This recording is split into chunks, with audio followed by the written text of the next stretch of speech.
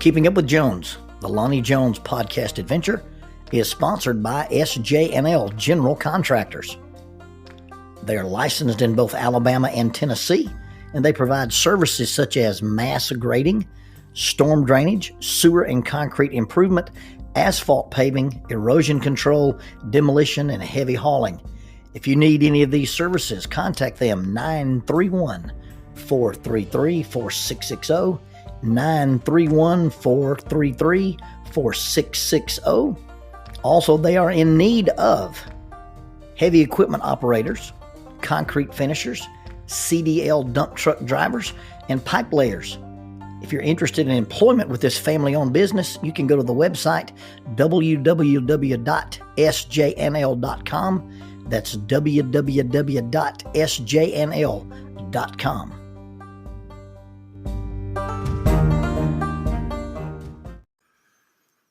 It was daylight, and we were getting out of the river. We had spent the night bow fishing. Your traditional fisherman goes into the river at daylight and begins to fish all day. Bow fishermen put in the river at dark and fish till daylight. We were up around the Natchez Trace, and we were walking up the dock to go get the truck and back the big trailer in that would receive the 24-foot pontoon boat that our good friend Daryl Pickle is the captain of. I was walking up the dock with a young man named Drew. Drew's been bow fishing with us since he was 8 years old. Now he's 15 or 16. We're walking up, and as we walked up the dock, we encountered a bass fisherman's rig, a custom truck, custom trailer. He had already come and launched his boat and was out on the river somewhere fishing, so no one was there for us to ask any questions. We were just admiring this thing. When I first laid eyes on it, the lyrics of a song from Charlie Daniels came to my mind. The guy walks in and says, "Who owns the car with the peace sign, the mag wheels, and 4 on the floor?" Well, there were no peace signs on this truck, but it was decked out. It had custom pinstriping. It had all the details. The paint job on the truck and the paint job on the trailer matched. All the detailing of the paint job was done, and the trailer and the truck were identical to one another. As we walked toward the big Ford and its trailer, we were speculating on what the price might be. This young man that is walking with me, he probably used to look up to me. Now he looks down on me. He's probably 2 feet taller than I am, and he's coming to the harsh realization that he's spending a lot of time with his dad and a bunch of his middle-aged friends. We may not have the cool factor that we once had when this kid was 8. And so as we're talking about this truck, he says, "You do know, Mr. Lonnie, that the custom wheels on that truck don't match the custom wheels on the trailer." And I looked, and sure enough, the wheels were different. And I said, "Well, is that a faux pas?" He said, no, Mr. Lonnie, that's a Raptor." And I responded, "Oh, so the French don't make a truck like that." And there you have it. This young man who has grown taller than us and cooler than us, who is an aficionado of all things vehicular, has made an honest attempt to keep me from being embarrassed. It was a good-natured attempt to help me out because he thought I didn't know what I was talking about. And yet in his innocence and his naivete, and even in his kindness, he failed to realize that he's the one that didn't know what I was talking about. When we teach the crisis intervention classes or the de-escalation skills, we're really trying to impart to our students the importance in conversation or in communication of not making sure that everybody there understands you, but that you make sure that the people there feel like they are understood.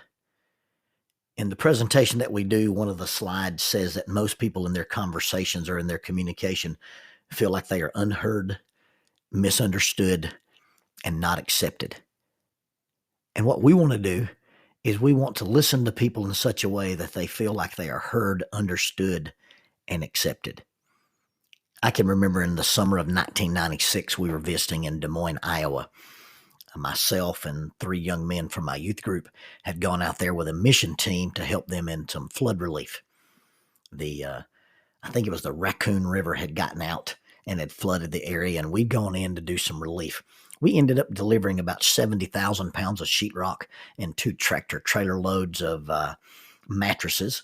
And we were working some long days and some hard days. But in the evenings, we would sit down around the local park with the kids from the local church, and we would do devotionals and do some activities. Now, you've got to realize that in the summer of 96, I was climbing with some guys. They were all young guys from my church youth group, some of the college age guys, and we were climbing quite regularly. And here we were in the middle of the summer with nothing to climb on. You see, the only thing to climb in Iowa was a cornstalk.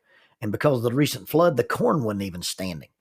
And so we were bemoaning and lamenting the idea that we're in the middle of the summer and there's nothing to climb. In fact, we would sing a song with the kids. There's a church devotional song, and one of the lines is, "Oh Lord, I need a mountain to climb on, just a quiet place to go and know you're there." And although we weren't probably doing justice to the intent of the song, we sang that probably every night and would look at each other and grin. "Oh Lord, I need a mountain to climb on." There was a guy there from Iowa who was a tree surgeon. And he heard us talking about climbing, and he came over to us. And I think it was one day at lunch, and he was like, "Hey, you guys are rock climbers?" And we were like, yeah, we climb some rocks. And then he said, "Well, I'm a tree climber."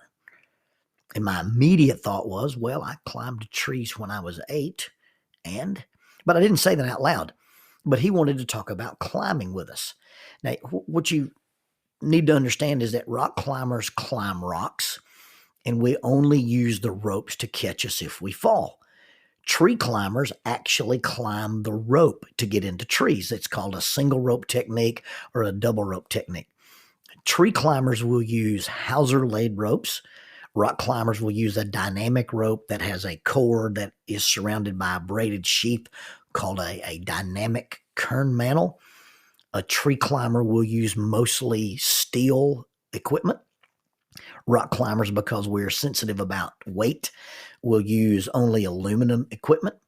And a rock climber will wear a very lightweight harness. I personally wear a black diamond bod harness or an alpine bod. And a tree surgeon will wear a very bulky harness that they even call a saddle. A saddle has a floating bridge as opposed to a single tie-in point. That way they can position themselves in the trees.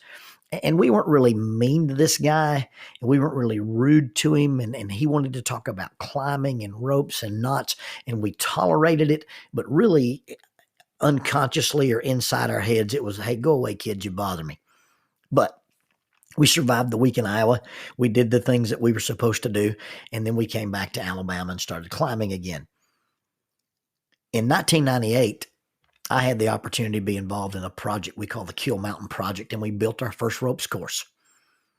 Now, a lot of times ropes courses are built on Class 2 utility poles, but we decided to build our course on Kill Mountain in the pre-existing hardwood trees, big oak trees, big hickory trees.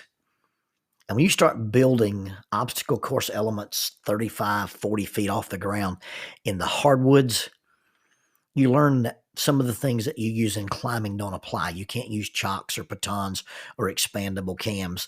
The dynamic ropes aren't as friendly to climb because you're actually climbing the ropes to get into the trees.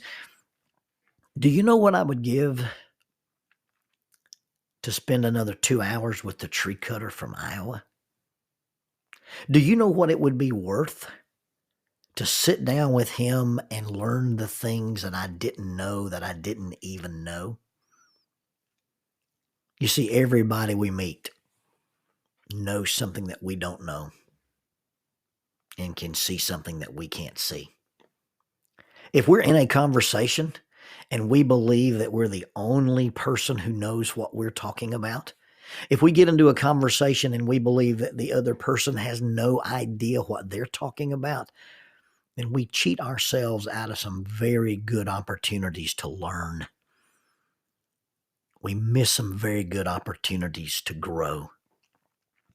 If we'll just in conversation take the time to make sure that the other person is understood rather than trying to make sure that we make everybody understand us,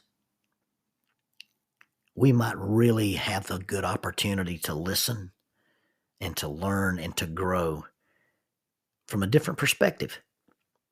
My very good friend, Aubrey Johnson. Aubrey is a minister in Nashville, Tennessee area at Old Hickory. He and I have co-authored some books together, and we've collaborated on lots of projects. And every time you end a conversation with Aubrey Johnson asks the question, what am I missing? He asks that every single time. Aubrey wants to know, is there something here that I need to know that I don't know? Is there something here that you need to say that I've not let you say?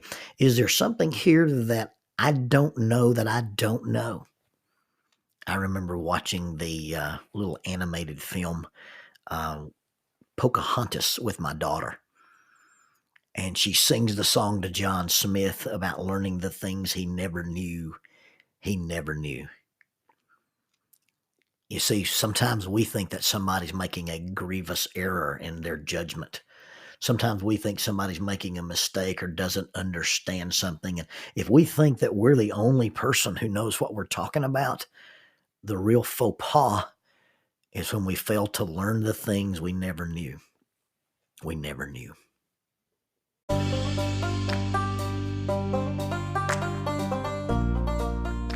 There are 32 miles of cave passages in Cumberland Cavern.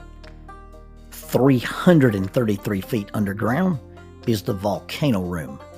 The Volcano Room is the site for the youth rally known as Erupt. It's an underground youth rally. It's an annual event. It takes place in October. The next Erupt is scheduled for October of 2021. Erupt is a sponsor of Keeping Up with Jones, the Lonnie Jones podcast adventure. If you'd like more information, you may contact them at eruptyouithrally@gmail.com. That's eruptyouithrally@gmail.com.